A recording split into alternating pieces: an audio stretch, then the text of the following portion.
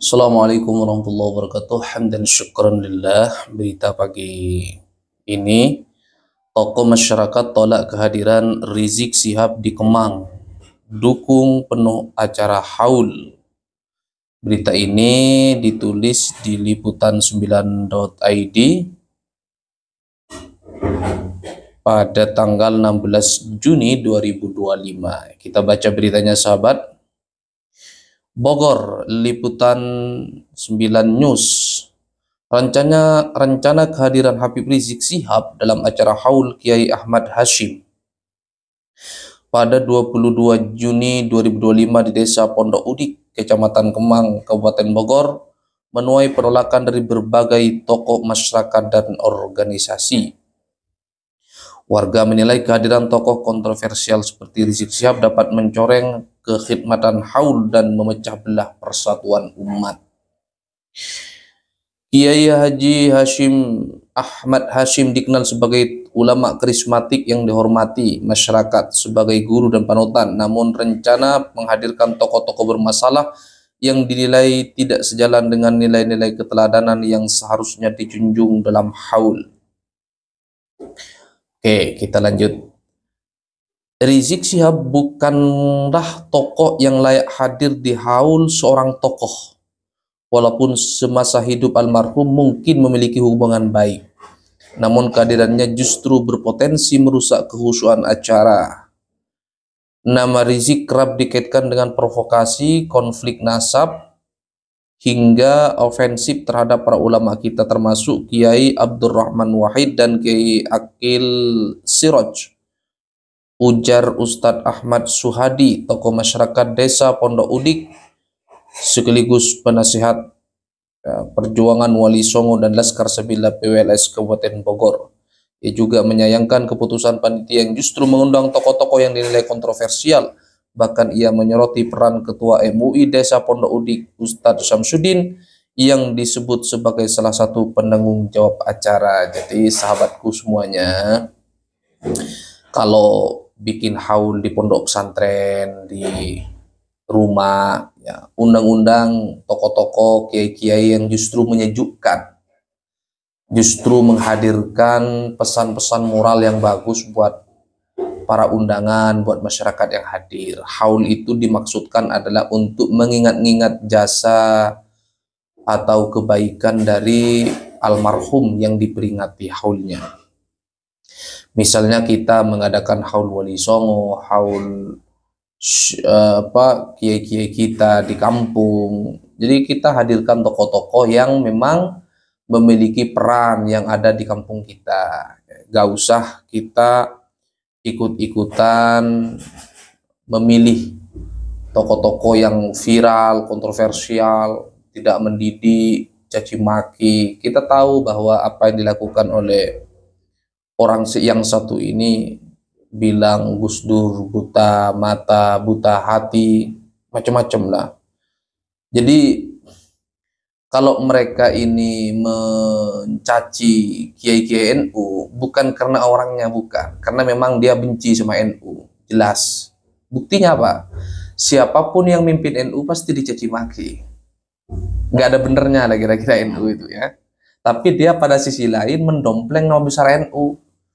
Warga NU yang pikirannya mandek itu ya terpengaruh dengan propaganda mereka. Jadi masyarakat mereka itu, jamaah mereka itu sebenarnya warga NU semua, cuman berhasil diprovokasi oleh mereka sendiri.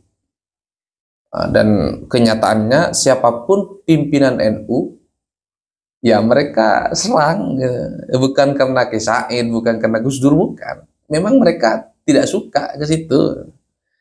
Ya, ini bukan soal husnudzon atau suudzon, tapi faktanya ya begitu.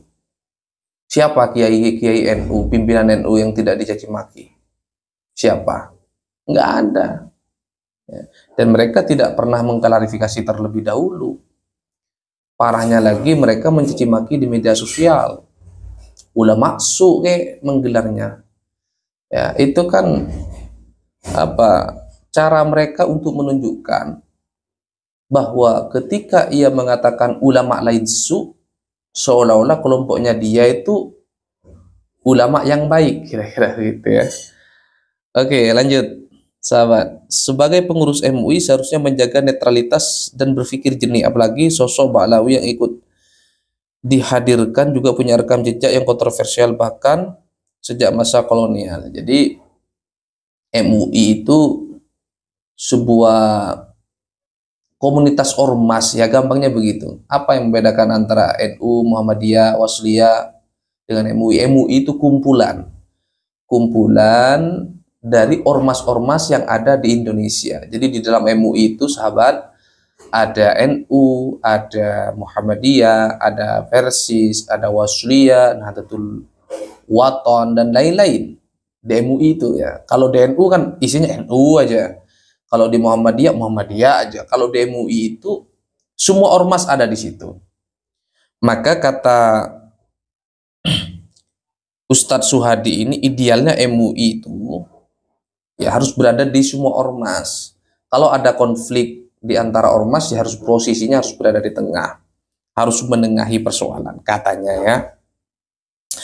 Penolakan sengaja datang dari Asep Mulyadi, Ketua Aliansi Ormas Kecamatan Kemang. Ia menegaskan bahwa haul adalah acara yang sakral, bukan ruang untuk kepentingan kelompok tertentu.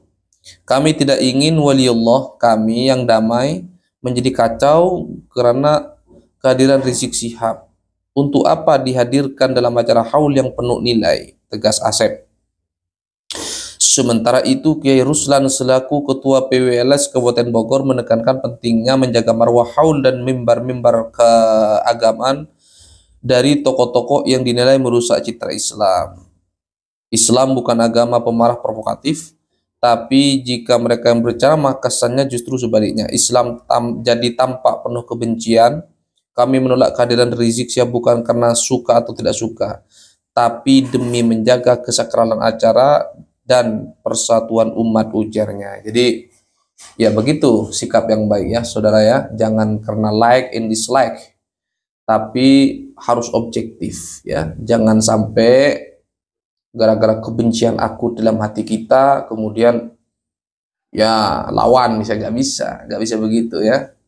Beda dengan apa yang mereka lakukan kepada NU ya. Mereka menyerang membabi buta tanpa klarifikasi dan menyerangnya pun di media sosial, sehingga tidak sedikit warga NU yang terprovokasi dan ikut membenci pimpinan Nahdlatul Ulama. Ya, itu berbahaya ya, berbahaya sekali. Kami berharap ke depan panitia kegiatan keagamaan lebih memilih dan memilih narasumber. Haul bukanlah panggung politik identitas atau ajang klaim nasab ya. Penolakan juga datang dari pimpinan Pondok Pesantren Raudatul Ibtida, Ustadz Miftahuddin.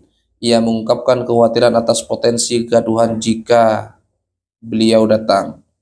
Kami ingin Kemang tetap kondusif, jangan hadirkan penceramah provokatif yang memecah belah umat, kata Miftahuddin. Senada dengan itu, Ustadz Taufik Hidayat yang akrab disapa Abi menolak keras kehadiran Habib Rizik Syihab. Kami tidak ingin terjadi gejolak jika masih diberi panggung untuk memprovokasi masyarakat. Masyarakat Kecamatan Kemang dan sekitarnya kini mendesak panitia haul untuk membatalkan undangan tersebut. Tokoh-tokoh bermasalah dan mengembalikan ruh haul sebagai ruang berkah, silaturahim dan penghormatan terhadap warisan ilmu dan akhlak para ulama ya. Gitu teman-teman ya. Ini berita ini penting untuk menjadi pelajaran terutama bagi alumni pesantren, para tokoh semuanya.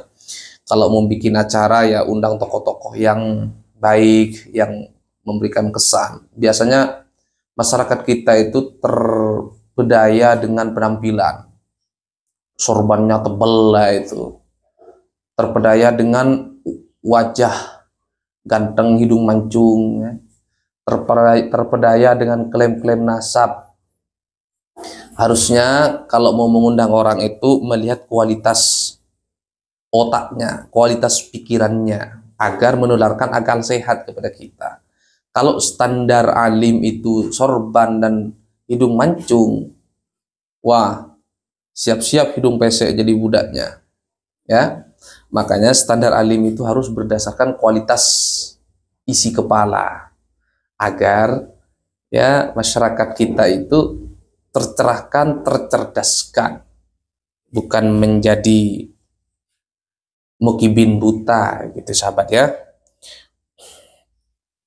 Ya, mudah-mudahan berita ini menjadi perhatian kita semua, dan saya berharap ke depan agar bangsa Indonesia ini semakin kondusif, semakin tentram, sehingga Indonesia fokus bagaimana meningkatkan kualitas SDM masyarakat, meningkatkan kualitas ekonomi, dan lain-lain.